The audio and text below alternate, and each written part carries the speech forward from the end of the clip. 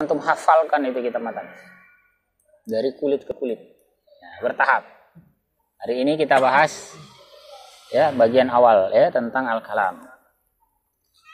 Ringkas saja, itu berapa paragraf itu? Anwa'ul kalam, hanya ada 5 kalimat kalau saya tidak salah itu. Ya. Baik, ikhwafillah, qala al-musannif ya, penyusun kitab Al-Ajrumi. Ini yaitu Abu Abdullah Muhammad bin Dawud As-Sanhaji ya, Imam As-Sanhaji ya, al-ma'rufu bi Ibni Ajrum. Biasa dikenal dengan Ibnu Ajrum. Jadi orang Arab itu sudah biasa itu punya laqab, punya kunyah ya. Kalau ditanya nama asli beliau siapa? Muhammad. Namanya Muhammad. Tapi Muhammad itu sangat banyak. Nah, makanya ada kunyah, ada laqab. Ya. Ada As-Sanhaji, ada Ibnu Ajrum. Ya. Al-Maulud fi sanati 72 Beliau lahir pada tahun berapa ini? 672 ya, 672. Al-mutawaffa fi sanah 23 wa 700 min al-hijratin nabawiyah rahimahullah ta'ala. Beliau wafat pada tahun 723 Hijriah. Di sekitar 700 tahun yang lalu. Rahimahullah ta'ala, semoga Allah merahmati dia. Baik, beliau kemudian jelaskan ya. Nah, ini kalimat awal ya, pengertian awal. Al-kalam huwa lafzul murakkabul mufidu bil wad'i. Al-kalam itu adalah lafaz yang murakkab, lafaz yang tersusun. Tersusun itu artinya ya ada beberapa komponen. Al-mufid ya, yang berfaedah, ada makna yang bisa dipahami dari situ. Bil wad'i, dan itu disampaikan dengan wad'i. Ya, wad'i itu nanti maknanya ada beberapa ya. Bisa bermakna wad'i itu al-arabi, ya, diucapkan dalam bahasa Arab. Ya. Karena itu ucapan-ucapan non-Arab bukan jadi pembahasan kalam. Ya. Ada juga nanti al-wad'i itu artinya diucapkan secara sadar. Ya. Kan ucapan misalnya orang mengigau ya. Jadi mirip sebetulnya kalimat al-kalam itu dengan kalimat dalam bahasa kita, bahasa Indonesia.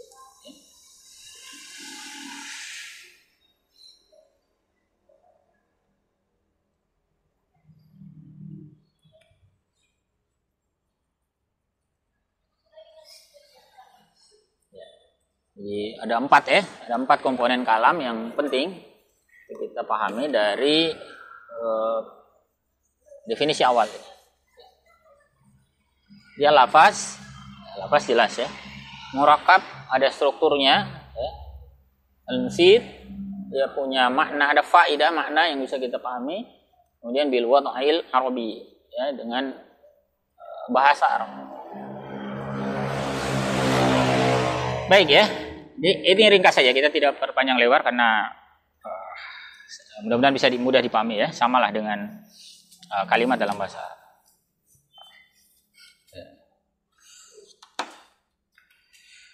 Baik, kemudian wa aqsamuhu salasah. Nanti jenis-jenisnya itu ada 3. Komponen-komponennya itu ada 3 macam. Atau biasa kita sebut dengan jenis-jenis kata ya, karena kalimat itu kan tersusun dari kata. Jadi aqsamuhu 3 ya. Ada 3 nanti. Ada namanya ism. Ada namanya fi'il. Kemudian ada yang namanya harf. Jadi 3 macam saja ya. Kata dalam bahasa Arab itu 3 macam saja. Isim, fi'il, dan harf. Untuk memudahkan kita sebut saja isim, fi'il, dan harf. Gitu ya. Isim, fi'il, dan harf. Meskipun ada yang biasa menerjemahkan isim itu dengan kata benda, harf fi'il itu kata kerja ya. Harf itu enggak ada terjemahannya sebetulnya ya. Tapi agar kita familiar dengan bahasa aslinya enggak usah kita terjemahkan ya. Isim, fi'il, harf. Karena nanti kadang rancu juga isim itu sebagai kata benda. Tidak sama persis juga sebetulnya dalam bahasa Arab. ada isim itu kalau dibawa ke bahasa Indonesia kayaknya bukan kata benda juga. Karena kalau dalam bahasa Indonesia itu kan dibedakan, ada kata benda, ada kata sifat, ada apa lagi, macam-macam. Ya, termasuk kata penghubung, semua dalam bahasa Arab itu isim semua. Baik ya.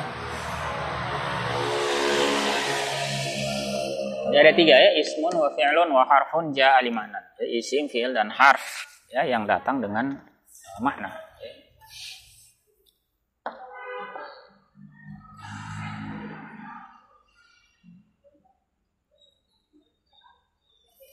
Baik ya. Kemudian isim itu nanti sebenarnya secara harfiah fil lughah ya, menurut bahasa madalla ala musamma, itu menunjukkan apa yang diberi nama. Jadi isim itu biasa diartikan nama secara bahasa. Ya, sama ya kita bilang bismillah ya dengan nama. Jadi isim itu secara bahasa artinya nama. Ya, bentuk jamaknya asma. Makanya ada istilah al-asmaul husna. Asma. Bentuk jamak dari kata isim. Secara harfiah artinya kata nama. Itu isim. Tapi dalam terminologi ulama nahwu itu beda. Ya, istilahinya lain. Dalam ilmu nahwu istilahi isim secara istilah itu adalah kalimatun dalat ala ma'nan fi nafsiha wa lam taqtarin bizaman. Itu kata yang menunjukkan makna ya, secara berdiri sendiri dia sudah punya makna. Jadi ini kata ini berdiri sendiri dia sudah punya makna dan tidak berkaitan dengan waktu. Tidak berkaitan dengan waktu. Tidak ada dimensi waktunya. Nah, itu beda nanti dengan fi'il. Fi'il itu sama juga ya. Dia itu kalimatun dalat ala ma'nan fi nafsiha. Dia juga kata yang punya makna, secara berdiri sendiri dia punya makna, tetapi waqtaranat bi ahadil asminatis salasa. Dia berkaitan dengan waktu, salah satu dari 3 waktu. Ya. Makanya nanti ada istilah al-madhi, al-hal, al-mustaqbal ya. Ada bentuk lampau, ya, bentuk saat ini dan juga masa mendatang. Jadi semuanya itu punya makna secara berdiri sendiri, tapi satu terikat waktu, satu tidak. Contoh begini ya, saya kasih contoh lah ya. Misalnya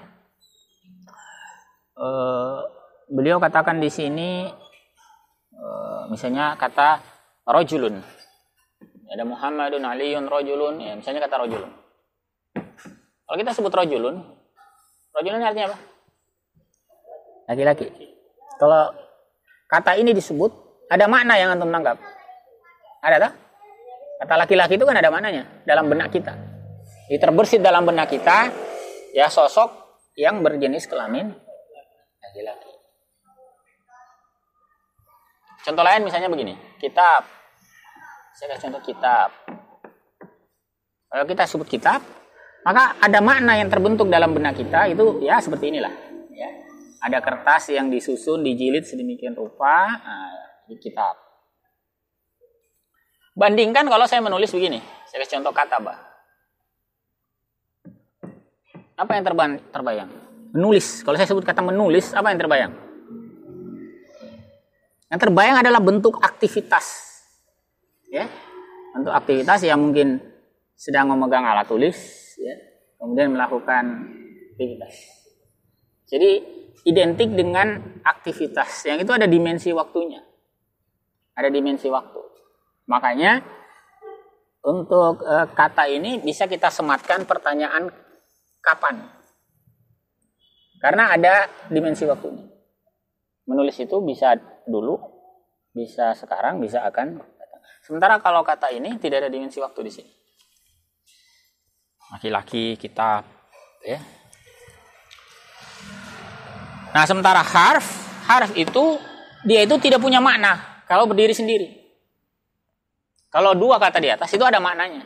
Kalau kita sebut ada maknanya. Ada makna yang terbetik dalam benak kita. Kalau ini nggak ada. Saya kasih contoh misalnya gini. Min. Apa artinya min? Dari. Kalau saya sebut kata dari, apa yang terbayang di benaknya? Nggak ada. Dari, tidak ada. Kalau bilang dari tadi ya masih ada lah ya, dari kemarin itu masih ada. Tapi kalau hanya dari, itu tidak ada yang. Jadi kata ini kalau berdiri sendiri nggak ada artinya. Tidak membentuk makna dalam benak kita. Itu ya. Mana? Sederhananya begitu.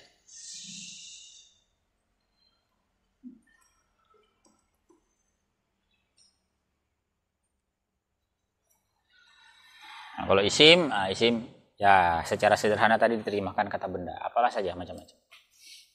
Atau mau sebut rumah, atau mau sebut kitab, mau sebut pena, mau sebut.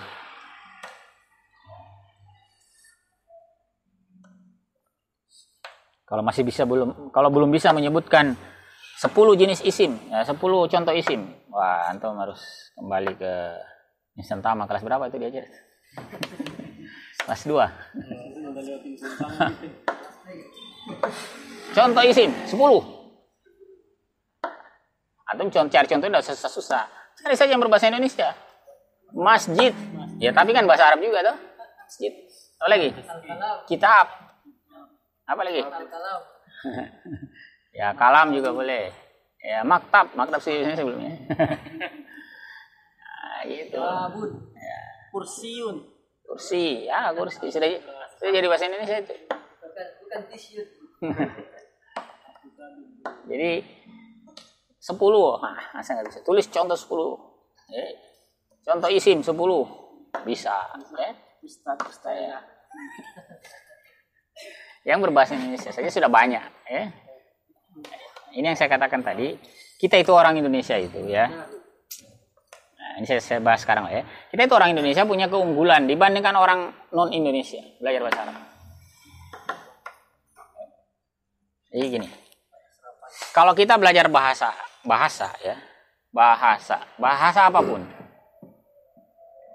Bahasa Inggris, Prancis, Jerman ya, antum punya pengalaman ya, mungkin. Di mana-mana belajar bahasa itu kan sebetulnya cuma 2. Cuma 2. Apa itu? Gramatikal, tata bahasa. Ya, tata bahasa lah. Tata bahasa. Pasti ada. Semua bahasa itu kan ada kaidahnya, ada aturannya. Pasti ada tata bahasa. Nggak mungkin antum, saya mau belajar tapi tidak mau belajar tata bahasa. Nggak mungkin. Mana belajar bahasa apa itu? Bahasa pasar mungkin. Ya, tapi kalau bicara bahasa fasih pasti ada. Sama bahasa Indonesia kan begitu. Bahasa Indonesia kan ada. Bahkan orang bahasa slang juga ada aturannya itu. Bagaimana membentuk, memberikan imbuhan, bagaimana bapak jadi bokap, mama jadi nyokap. Nah, itu ada kaidahnya itu. Tidak sembarangan itu dibikin. Jadi bahasa manapun itu ada kaidah, ya, kata bahasa. Kemudian komponen kedua belajar bahasa itu pasti ada yang namanya gini. Kosakata. Enggak mungkin enggak ada. Di mana-mana belajar bahasa manapun. Ada yang belajar bahasa Jerman di sini. Atau Prancis. Atau Jepang. Bahasa Inggris mungkin lah ya. Kalau bahasa Inggris ya, grammar pasti ada. Ya, kosakata pasti ada. Sehari berapa dulu kalau bahasa Inggris sudah hafal? 5. Tergantung tempat les. Tergantung tempat lesnya. Ya, saya tidak bahas mendalam ini karena ini nanti bagian ilmu nahwu ya. Nah, kita belajar itu sekarang. Tapi saya mau bahas di sini. Kita orang Indonesia itu punya keuntungan di sini. Banyak gitu. Kosakata itu ada 2 macam, ada 2 bagian lagi. Entry katanya atau lema ya dalam kamus.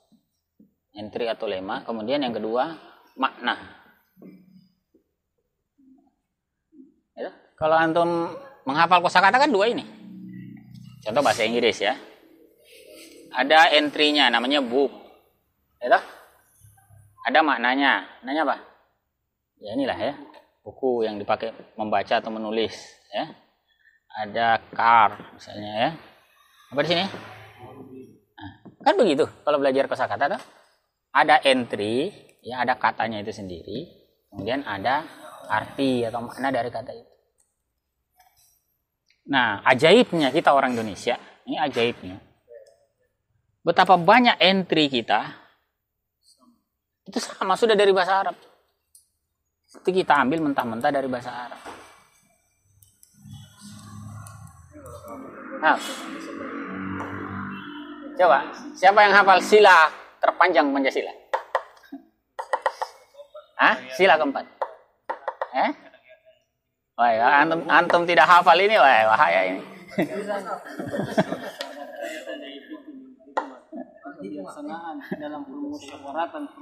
Kerakyatan yang dipimpin oleh hikmat kebijaksanaan dalam permusyawaratan perwakilan.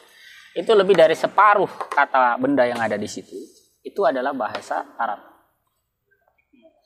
Ya. Apa yang pertama apa? Kerakyatan itu bahasa Arab itu. Rakyat. Rakyat itu bahasa Arab ya?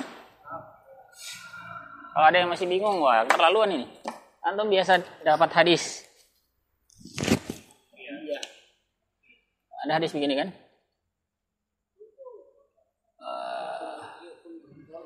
Wa kullukum, setiap kalian mas'ulun an ra'iyatih. Kullukum ra'in wa kullukum mas'ulun an ra'iyatih. Ya, setiap kalian adalah diminta pertanggungjawaban. Ya, setiap kalian itu mas'ul, diminta pertanggungjawaban an ra'iyatihi, dari ra'iyahnya. Ra'iyah itu apa? Kata ra'iyah inilah yang kita adopsi dalam bahasa Indonesia, menjadi rakyat. Setiap kalian itu adalah pemimpin, dan pemimpin akan diminta pertanggungjawaban atas ra'iyah. Ya, ra'iyah itu rakyat. Itu yang kita adopsi dalam bahasa Indonesia. Jadi mestinya itu tidak perlu tambah kosakata kalau begitu. Dari sisi ini. Entry-nya sudah ada, maknanya sama persis. Ya. Hikmat. Ada kata hikmat. Itu dari bahasa Arab. Hikmah. Hanya proses transliterasinya saja. Itu jadi T. Ya. Sama dengan khilafah. Ya. Kalau Yusril itu bacanya khilafat. Pernah dengar Yusril sama Hendra ngomong? Khilafat. Karena dia pakai kaidah itu. Ya, jadi hikmah jadi hikmat. Meskipun kata hikmah ada juga ya. Malaikah jadi malaikat. Apalagi ya. Itu begitu ya modelnya. Nah, itu kita adopsi ya, dalam permusyawaratan. Musyawarah itu jelas itu bahasa Arab. Kita adopsi bukan hanya entry-nya tapi juga mana? Perwakilan. Ya, kata wakil. Wakil itu bahasa Arab. Ya. Jadi kita orang Indonesia itu sebetulnya diuntungkan dari sisi ini. Kita punya banyak entry kata yang maknanya juga sama. Jadi orang Indonesia itu tidak perlu menghafal kosakata seperti tadi. Hakim. Apa artinya hakim? Tahu. Ya. Apa artinya apa lagi ya? Apa bahasa seperti tadi kursi. Enggak perlu dihafal lagi itu. Ya, ustazah sekarang enggak perlu dihafal lagi. Ya. Ya, apa lagi ya? Nah, kolam enggak perlu dihafal lagi. Ya. Kolam. Itu jadi bahasa Indonesia itu. Ya. Kitab. Wah. Saya hafal Ustaz apa? Kitab. Kitab artinya apa? Jadi dari sini saja antum itu punya ribuan kata dari sini. Apa? Oh, nama apa lagi? Sultan. Ini sudah banyak. Udah masuk surga ini. Namanya. Terakhir dia. Jadi dari sisi itu kita punya modal besar. Ditambah lagi kita muslim. Itu modal besar. Muslim itu minimal itu di sini. Minimal di sini. Jadi kalau antum orang Indonesia itu banyak sudah dapat entry dan maknanya sekaligus. Nah, kalau antum muslim yang belum punya banyak kosakata bahasa Arab, minimal itu punya entry-nya. Entry-nya ribuan ini. Kalau nggak percaya coba dari bacaan sholat itu. Coba dari bacaan dari surah-surah pendek yang antum hafal. Bismillahirrahmanirrahim itu ada berapa kata di situ? Terus isim Allah Ar-Rahman Ar-Rahim 5. Ada 5 kata di situ. Alhamdulillahirabbil alamin. Nah, itu kata berbeda lagi. Ya, kecuali lafaz Allah yang berulang. ada alhamdu, ada lam. Allah sama ya. Rabb al-alamin. Itu antum teruskan semua surah Al-Fatihah, surah An-Nas, Al-Falaq, Al-Ikhlas, apa lagi? Ya, Al-Lahab, An-Nasr dan seterusnya. Apalagi antum kalau sudah hafal juz amma, itu ribuan kata. Meskipun mungkin belum tahu artinya. Nah, begitulah. Baca Alhaakumut Takasur, enggak tahu artinya. Setidaknya antum punya ini. Separuh dari modal untuk kosakata antum punya, tinggal ditambah ini. Jadi nggak perlu tambah seperti tadi itu 5 kata per hari, nggak perlu. Antum sudah punya ini. Tinggal yang antum punya di sini lengkapi ininya. Nah, itulah. Lengkapi. Nah, jadi hari ini antum bereskan. Saya mau lengkapi makna bacaan sholat. Allahu Akbar kabira walhamdulillahi katsira. Itu artinya apa? Kata per kata. Nah, antum lengkapi itu dari sisi ini. Ini nggak perlu dihafal lagi, ngapain? Antum sudah punya ribuan ini yang tidak antum sadari. Apalagi kalau hafal juz amma, apalagi hafal juz 29, hafal surah Al-Baqarah, surah